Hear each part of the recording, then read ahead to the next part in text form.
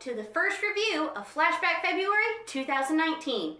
And let me start off by saying that I'm actually really excited about doing this year's reviews because they're shows that I've actually been wanting to review for quite a long time now. To date, the oldest anime I've reviewed for Hanime on Anime was Captain Harlock's Space Pirate. But since that review, I've wanted to go even further back in anime's history and review what many consider to be anime's earliest beginnings. Which leads me to bring up a name that many otakus and anime fans alike will more than likely recognize: Osamu Tezuka. The Japanese equivalent to Walt Disney, Osamu Tezuka is considered to be one of the pioneers of modern anime and manga, if not the founding pioneer. And much of what we see in anime today we can attribute to his works in both mediums. And today's first review of Flashback February will be talking about what many consider to be the oldest anime ever thanks to Tezuka. I'm of course talking about Astro Boy. And so, with that name drop, let's blast off and start this review.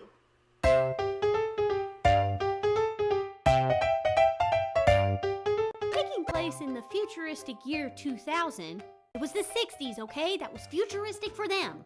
The first episode of the series takes us into Astro Boy's origins. It all starts following the death of renowned scientist Dr. Boynton's son, Aster, when he's killed in a car crash. Well, that's a dark way to start things off. Depressed and grief-stricken, Dr. Boynton uses his resources and skills as a scientist as well as the head of the Ministry of Science to bring his son back as a robot. After a year of hard work, Astro Boy is born. At first, things seem to be going well, and Astro Boy lives a content life with Dr. Boynton for many years. But soon, Dr. Boynton starts to realize that his new son will never be the human child he had hoped to bring back, and eventually sells Astro Boy to a circus. Yeah, you'd think he'd figure out that Astro Boy was never going to be human, especially considering Boynton went into this whole project knowing he would be creating a robot. Anyway, Astro Boy's time spent at the circus is often spent fighting other robots in gladiator-style fights.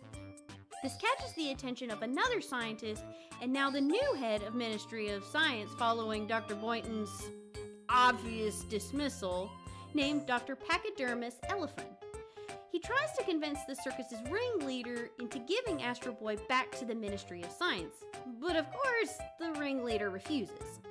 Not long after, an accident sets the circus on fire, and Astro Boy, as well as some other mistreated robots, help to save everyone, including the ringleader himself.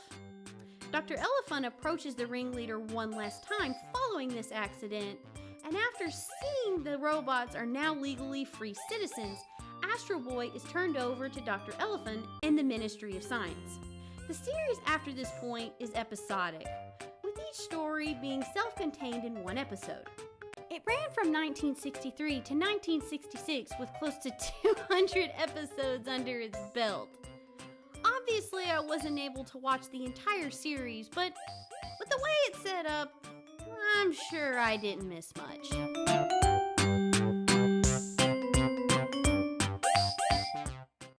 This anime was a very interesting watch, and not because it was the oldest modern anime.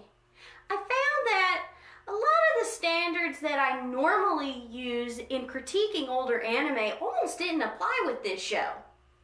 And that's for better and for worse.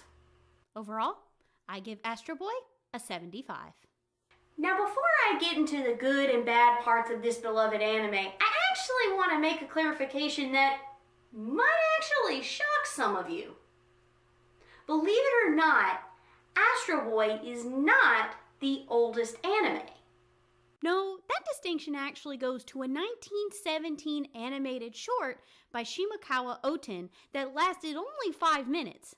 But even then, 1917 saw many other animated films come out of Japan. But with that being said, this was more the start of Japanese animation than anime. So, in many regards, I'd like to think that Astro Boy is more of this bridge into anime from Japanese animation. So, it In those regards, Astro Boy is in fact the first successful anime. It's just not Japan's first attempt at animation.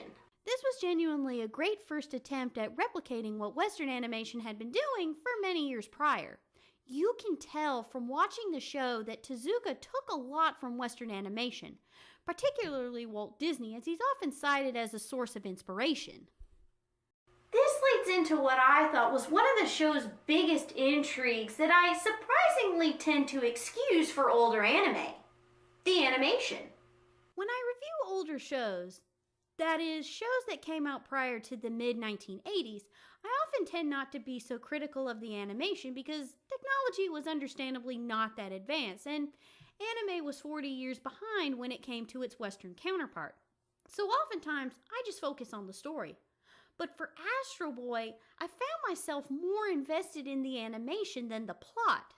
The animation here is genuinely unique because you find a lot of influences from cartoons of the late 20s and early 30s throughout each episode. In fact, the series is very much like watching a late 20s, early 30s cartoon. Besides being in black and white, there are these little comic relief filler moments that you'd only see in an old Fleischer or Mickey Mouse cartoon. But really, this was Japan's first try to create a successful animation franchise equivalent to, say, Betty Boop or Mickey Mouse. So it's not hard to see why it would have these kinds of elements to it. So, yeah, the animation was surprisingly the best part of the entire series. The story, though... Now, to be fair, the overall plot is not that bad. The series itself is episodic, so each episode has a different story. And I actually like when anime does this because it doesn't happen all that often. But that's not what I take issue with. What I take issue with is that each episode tries to cram in so much content into one episode when really it could be split up into 2 or 3 episodes. I know many would say that nowadays I see too many shows that have these long-running arcs that take up an entire season and have been spoiled by this, but I really feel like it bogs down the episodes. Each episode tries to combine 2 different conflicts into one episode, and oftentimes it doesn't gel together very well. The one genuinely great episode in the entire series is actually the pilot. It brings up a lot of adult themes like grief, depression, human decency, and I'll even go as far to say it touches on the foundations of humanity. But sadly, it leaves those themes in the first episode to never really be expanded on in great detail ever again. Well, okay, some of the episodes do try to pick up these details and discuss them further, but never to the extent of the pilot. And that's kind of a shame because you have these opportunities for some wholesome entertainment, but it's never taken advantage of. In fact, sometimes it's blatantly pushed aside. Episode 2, for example, delves into Astro Boy feeling alone because, well, technically, he's now considered an orphan given that his own father abandoned him. This would have been a great opportunity for Dr. Elephant to step in as Astro Boy's guardian and adoptive father.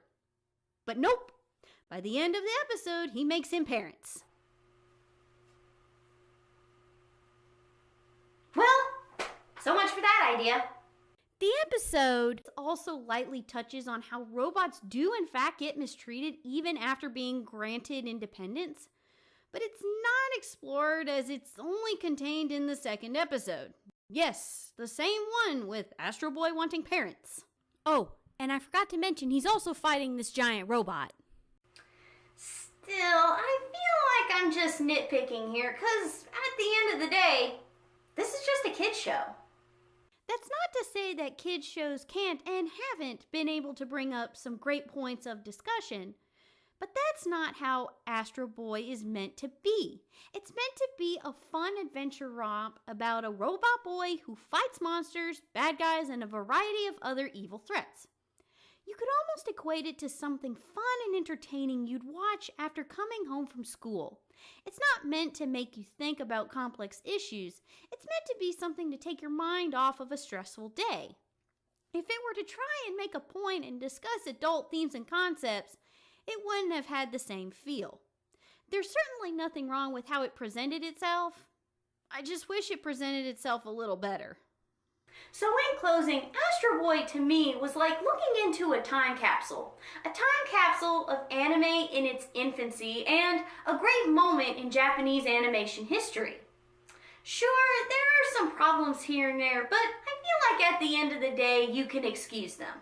So, if you're interested in watching this golden oldie, go for it. Blast off and find you a copy.